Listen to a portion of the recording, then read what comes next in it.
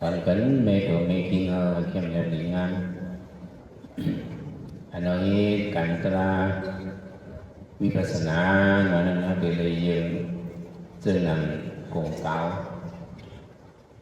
cáo này nè tại đây là kín mộng mềm nè mình lại được ông tùy sản trục mình chân là nó yêu kỳ có có được ông tùy tự nhiên ông tùy sản trục này mà tùy ông tùy trong mà hết biển tùy năng cảnh nhập cảnh tra cùng cao hơn mình khát dây mình nàng tần thêm đẹp để ngam chân là nắn nó yêu kỳ thì lại miอธิษฐานเขาอธิษฐานหลายทางเขาได้อยู่10 วันในก็10 วัน1 วันในพอเขานั่งการตลาดเขาได้นั่ง1 ชั่วโมง2 ชั่วโมงเขาได้มีมักขันอธิษฐานเขาเหมือนจนกลุ่มเก่าขัดเยยมันกึ่งนั่นแหละพอขัดเยอะๆกลุ่มเก่าเนี่ยมันอยู่ในเกี่ยงกลางhơnมันซึ่งอย่างนั้นnói vô chỉ có hết phục các cái xạ quay ra đi thẳng vô tổ đi ngang họ có mà quay kiện càng hơn họ thì lông khẩu lông ọt là phạm này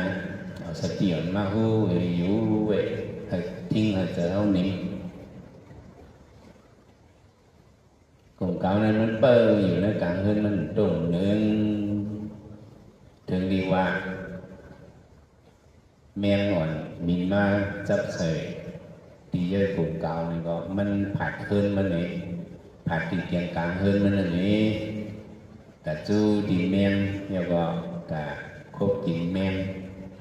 ต่อไปยาวพวกครบกินยาวnày có mìnhขึ้นไปมาอยู่ขึ้นในกลางhơn mìnhซึ่งอย่างนั้นnói vô thì có máy trong vậy lông khẩu lông ọt tiền kiện càngเขานั่นพอmở đường máy trong lông khẩu lông ọt về không lên đi đòn bỏ ma thì trong kèm trong tăngเขาก็พาไปลงเขาลงออกให้ขึ้นกับด้วยสมอตลาคมเล่นดีดอนปอมาว่าด้วยอยากด้วยคมนั่น หายกว่าดูเดียวกว่าเขาขึ้นมาเอาขึ้นลงเขาลงออกเอาเปิดเสร็จที่เยอะกลุ่มเก่าเนี่ยพวกเมียงขึ้นมาจับแทน ต่างปีต่างห้องกลุ่มเก่าก็ขึ้นกับเอากินเนี่ยพวกมันกินเยี่ยว ขึ้นมาอยู่เศร้าเลยเกี่ยวกับเงินมันnói vô thì còn mình này không mà bơ nó kiện càng hơn nó đi đông cầu đông ọt này xong mà quyền là tặng miêu xăm phổ ma này rồiเอาขึ้นไปอยากด้วยนั่นนี้ว่ามันหายฝักเอาขึ้นมาอยู่ในเกี่ยงต่างhơnเอาดีลงเขาลงออกในยังซึ่งกลุ่มเก่าเนี่ยแม่งมันมาจับนั่น bằng vòng bằng lỡ men thì mất chấp 2-3 ตัวเพราะนั้นก็กลุ่มเก่าก็เรียนกับจู้ตัวไม้1ย่อกับตัวไม้2เรียนกับจู้แทนตัวไม้3ตัวเลยตีนแห้งมันกับจู้อันนั้นกำเล่นก็ กลุ่มเก่ายอบของแมงตัวเลี้ยวเฮรกีเมื่อเรื่องนั้นอ่ะน้องยกปีนั่งอยากกันตลาก็มังบองมังหลังมาแต่ดีอยากตลานั้นเป็นมาจนกัน2-3 ปีตาตีนก็เจ็บหัวเข่าก็เจ็บตีนห้องนั่งก็เจ็บโผล่มาหลายปีเนี่ยพวกเป็นเช่นนั้นอันเลยโผล่มาดังเขาแต่อยากอันนั้นขึ้นโผล่มาแทงอันขึ้นกับอยากแทงอันนั้นหมาย3ขึ้นโผล่มาแทงตีเขาขึ้นแต่อยากแทงตีปั่นกันนี้ยักด้วยอันเลยตีนแห้งอันเลยเจ็บแห้งพอเจ็บมีกระหล่ำเสยมีกระนันจะเขาก็เป็นแต่ยักตีนเจ็บแห้งนั่นเพราะมันแต่ยักเช่นนั้น กลุ่มเก่าเนี่ยเพราะมันเห่อมันขึ้นมาหรือเสยมันดีนะเกี่ยงต่างขึ้นมันเช่นนั้นนะเราโยกเกี่ยวกับยักด้วยเฉพาะตราโผล่เป็นมาดีตัวเขาเนี่ยพอเขาหืดตัวหืดใจก็เขาขึ้นมาไว้ใจเขาดีลมเขาลมออกเหขึ้นมาหรือหืดใจเขา cũng cáo quaมันหายว่ามันขึ้นปากยกเอาเมียงนี้กับคบกินกับพวกไรซึ่งนั้นถ้าเรายกกี่พอมาเอาลุงคนลุงบอกความแห้งเสือก็ขึ้นกับยักษ์ด้วยอายุตลาอันพอมานั่นอะไรยึดเสื้อไหนยืนกงเก่าถ้าเราเดี๋ยวเลยต้องไว้เลยกงเก่ามันกินเมียงเนี่ยมันกินออกมันกินร้อนม้อนมันกินออกหมองเมียงเรายักตลาเนี่ยเรายกกี่ยักตลาเนี่ยก็เดี๋ยวยักมันเป็นร้อนม้วนเฉพาะตลาวิทนาตลาที่นั่นเราเดี๋ยวยักเป็นร้อน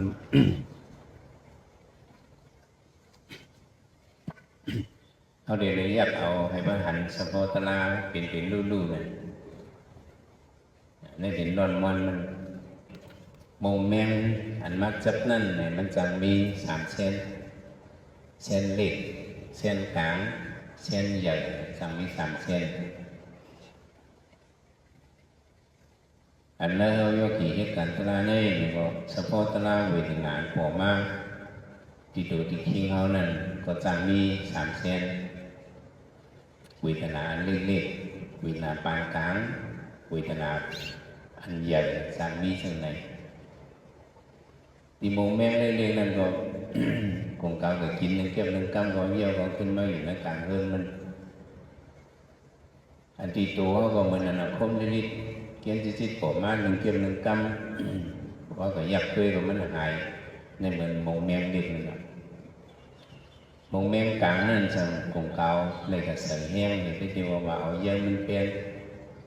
ก็ยักกันกุนเกี่ยวกับพวกมันอะไรก็มันยบกินควบกินออกมันขึ้นมาดึงในกลางเรือนมัน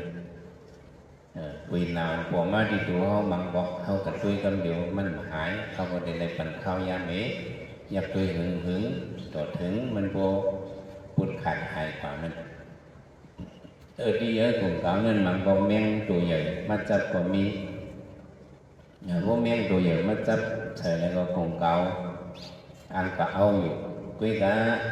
เมียงตัวใหญ่นั่นสัมพังเลยเอาเยอะกลุ่มเก่าขาดกว่าเป็นคนมีเมียงคนรอดกว่าเรายกหญิงกันตลาดก็เหมือนไหมอ่ะนังบอกทุกข้าเวนาเยอะๆลงปอเป็นมาเขาก็คัดเสือยืนหนุกเนี่ยเขายืนเลยกุ้ยกะกำลืนมาเขายืนเลยเขาก็เลยพื้นกว่า1 กว่าเป็ดอธิษฐานเขาลูกกว่าเป็ดฉะนั้นก็จางปีโดยกงเก่าที่สมัยยังมันขาดกว่าก็มันขึ้นเมฆขาดขึ้นหลงขึ้นอันบักเช่นนั้นหันเขาโยกี่เขาเลยยิ้วใหญ่ไข่1 กว่าก็ขึ้นไม่ไหวตัวนิ้มใส่นี่ไม่ขึ้นนี้นำกะลากว่าเนี่ยเขาไปเลยเยอะกงเก่าเนาะเปิงหลงมันกงเก่า กินแมงไหนมันกินออกขอมันเนี่ยเอาหลักกว่าอันเราโยกี่เหตุการณ์ตลาเนี่ยก็เปิงหลงมันเขาก็เลยแยกขันเฉพาะเป็นลู่อนิจจทุกขานัตตะเฉพาะเป็นลู่ในเป็นเลยผู้แต่ขนาด3อันนั้นเป็นเปิงหลงมันยับด้วยกันเลยก็ยับเนาะยับด้วยอันเดือดอันไม่ก็ยับเนื้ออันเดือดอันไม่นั่นมีเฉพาะเป็นลู่อาทินเขาหนาไว้ในวันเนื้ออันหนานั่นมีเฉพาะเป็นลู่ในพวกผู้ฉันพินฉันพรมันในเป็นร้อนมันอันจีบในก็เนื้ออันจีบในมีเฉพาะเป็นลู่ในพวกผู้ในเป็นร้อนมัน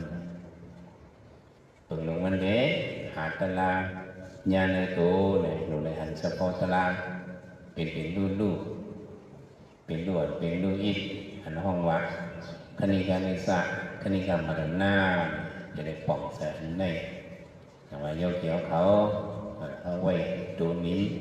สนิมสิมหยันนั่นจะได้หันเฉพาะตลาดเป็นลู่เป็นลวดเป็นลู่อิฐเฉพาะลู่แนวแรกลายปอมากระเลยเนี่ยก็เขาบ่ได้พูดเขาบ่ได้หันเนี่ยโยเกี่ยวเขาอ่อนกันไว้ตัวนิ้มสนิมสิมหยันเสียวแหลกอ่อนกันสืบยักการกล่าวกว่าแทง